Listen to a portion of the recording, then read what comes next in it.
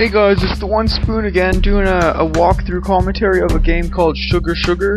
I'm doing right now levels 20 to 26. This is the third part.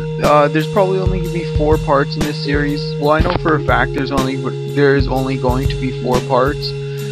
Unless something crazy and miraculous happens that makes that makes the last 4 levels last for like 20 minutes or something, but I do not think that's gonna happen.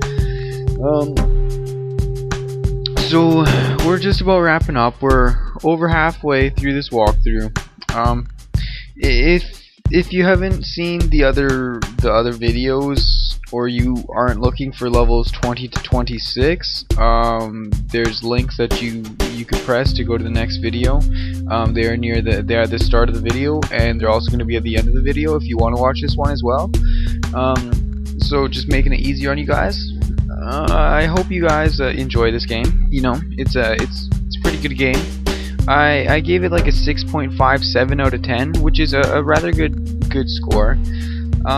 It's more of a relaxation game over like a crazy skill-based game. You don't need to be extremely amazing at games to play this game and succeed in it. Just due to the fact that it's a very easy game. Like it's an easygoing game. All you have to do is you have your sugar and you get it in a cup. It's not anything stupidly crazy, stupidly complex. Very easy controls. You know, there's you have your I don't know, you draw your lines. That's damn it, I had trouble saying that there for a sec. You draw your lines and you flip them every once in a while, and that's all there is to this game. Like, it's a very easy game. You know, if you have some time to spare, then play this game. Like, I recommend it. I would. It's a good game if this is what you're looking for. Just a nice, relaxing time. Nothing crazy. You know. It's a good game. Leave it at that.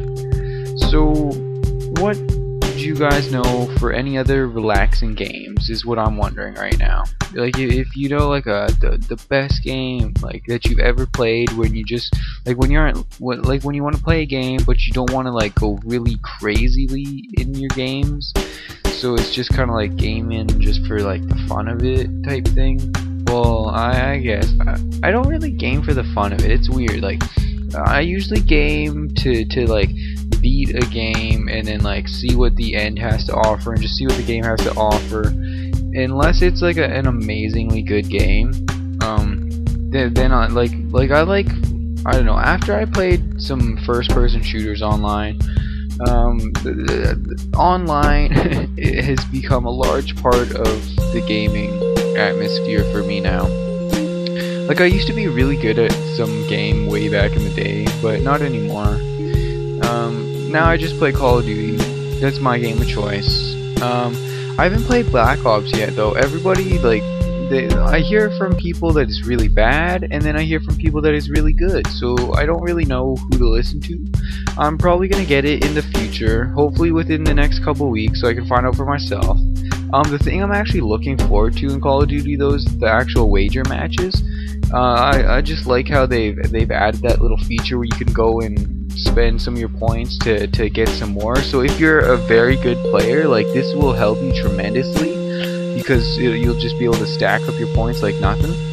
And like on Counter-Strike, I used to play with one of my friends back in the day. We would go to some computer place every once in a while and like play some games. But the gun game, that was a game from the Counter-Strike game. They had that, and they actually have that in the new wager matches for Black Ops. Like, I know it's been out.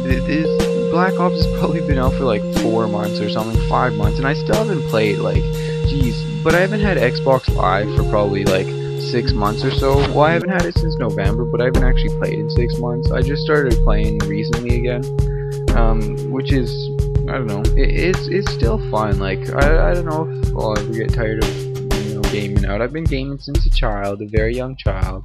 I've enjoyed it extensively. it's a good way to pass time if you're bored, you know, or there's a multitude of reasons why I enjoy gaming, and that's just one of them. It keeps you busy. You know, I'd like to think that it keeps your brain stimulated. Like, for like, say if you play a puzzle game, or many games, there's puzzles where you have to figure them out, like to go to further yourself in the storyline. It's not like, you know, like shooting games, it's just point and shoot. But then like a role play game, or like, you know, like a online like puzzle game, you have to actually stop and actually like figure it out and put your plan into action to see if it's gonna work. Like, I remember a game when I was way little, like probably grade 3. It was a game called Oddworld, Abe's Odyssey, and then there's Abe's Exodus. That was the first one, but I never ended up playing the first one. I only played the Odyssey one. I believe, yeah, the Odyssey was the second game, and that's the one I started. It was a 2-disc game for PlayStation 1, so it was a pretty big game. It is very puzzle based. I actually really enjoyed that game. Like, that, I like the fact that you had infinite lives, and you can perfect what you're trying to do. Although I beat the game, I didn't fully beat it because you have to like save your slaves along the way, but I didn't really get that because I was still a pretty young child at this time. Like I said, I was probably like 10 years old or so. I like still rather immature, and my brain not where it should be, you know. But now I'm older, and I'd like to go back and play some of those games, but I just think like the graphics wise thing would be like turn me off of the game. Although that's not true in all cases, because there's games where I've played like that do have the bad graphics, and you know, I would play them continuously, but then again, there's some games that they just lose their value just due to the graphics wise. Like, that's why I like the new 360 and, you know, PlayStation, just because they actually have like great graphics to go with them. Like, I know the computer has much greater graphics, but that's because it's a lot more new. Like, if you think of when the Xbox came out, like I don't even know when it came out. Probably it was out for more than 4 or 5 years. Hold on. Bless me. Unless somebody else said bless you, then thank you very much. But it's been out for maybe 5 years or so. So if you think about like how computers now have 5 years worth of graphics card advantage on a console, the PlayStation 3, I think it came out a year or two later, and it does have a better graphics card than the 360. But to actually notice that, you would need a high def TV to actually like a good quality one at that as well, probably a 1080p. But you know, if you have that, you do notice a difference. It's a quite noticeable difference when you do get in the upper tier of your TV. But whatever, you know. Ooh, this reminds me. I was talking to somebody, and they remind me of a great game I used to play, Resident Evil 5. Like, Resident Evils back in the day, they were a great game. But the Resident Evil 4, they just did such a great job at the over-the-shoulder shooter. Opposed to the older ones, like the I don't even really like I don't know how to describe it. Like, it wasn't over the shoulders, like you'd run around, some bad graphics. It was still 3D though, but it was just different. Like, they really did a good job. Oh, I remember the main difference. You'd walk through doors. Every single door you would walk through, there'd be the loading. But in the newer Resident Evils, there's the cutscenes, and then they go through, do their stuff. It's a good game. Like, it really is. I enjoyed it quite thoroughly. If you haven't played Resident Evil 4, that's alright. It's kind of old, but you should definitely pick up the 5th one, or at least rent it for a week so you can play it through and beat it, because that's actually one of the games it's a very good game, although it's rather gory, because, you know, you're killing zombies and like crazy stuff's going on. So if you're a younger child, or your parents don't really approve of games like that, then wait till you're a little older. But this is a game that you do you want to try out. And I know if you're like me, you don't really care. Like, you're playing the mature games when you're like a young child. But that's just how the cookie crumbles.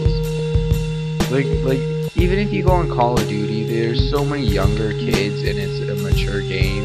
It's rated as a mature game. Like sure, they have those warnings in place, but not many people abide by them. Like, I know like some people's parents who are extremely strict and they wouldn't allow that type of stuff, but the people who have parents like that are far and few in between. Although I could be totally wrong, you know, that's just more of a guess. Because the people who I do play when they are younger, they are the people who are playing, so their parents are obviously not like that, and the people who aren't playing don't really get a say in this because I never see them online. But oftentimes, if you're that annoying kid who always whines and complains and you're like 12 years old, don't do that. People do not enjoy it. When you're older and you're like, and then you hear the little annoying kids online, you'll fully understand. But if you're that kid, that is why you're getting harassed online, because you're a younger, annoying child. So don't play these games until you're older. That's what I gotta say. So this walkthrough, I believe. No, I do one more level. Yeah, this is the last level. This level, it was a very interesting level. Like, I thoroughly enjoyed it. Like, it took me 2 times because I accidentally caught my piece of sugar in my little thing I was making, because initially I was like, I would actually connect the lines or whatever. And I think I messed up somehow. See, I did a little editing, just a fast forwarding because this level took me a while, just due to the fact I had to draw so many lines. It's back and forth, up and down, up and down, up and down. I leave the ending there because it's a smaller area, so there's less lines to draw. Although that could be wrong, because there's smaller lines, so there's less distance traveled. I'm not really sure, but whatever. But like I'm saying, this video is just about over. If you like watching this so far, the link's gonna be on the video in the top right to go to the next one, and keep watching it. And if you played this game and you got stuck and you found what you're looking for, then good on you. But if you're looking for some more walkthrough, my channel's full of them actually. Like, I probably have like close to 40 videos now. That's pretty awesome. I only started doing walkthroughs probably like maybe 3 weeks ago or so, but I'm getting there. I'm getting there slowly but surely. So I plan to have like a whole bunch of walkthroughs sometime, like probably in a few, by next fall. I'm probably gonna have like quite a few. That's what I hope for. Depends what games I play and what games are around and what I want to do walkthroughs of, but hopefully I'll get the good games and keep them coming, because you know this is fun. I get to play games and just like talk about random stuff and do walkthroughs and show you guys how I do them and stuff, and like ask you random questions and stuff. But you know, that's how the cool people roll, like a boss. Still saying that. Jeez, I need to stop that. But anyways, this video is wrapping up right fast. Tune in to the next one, guys. I hope to see you there. Goodbye.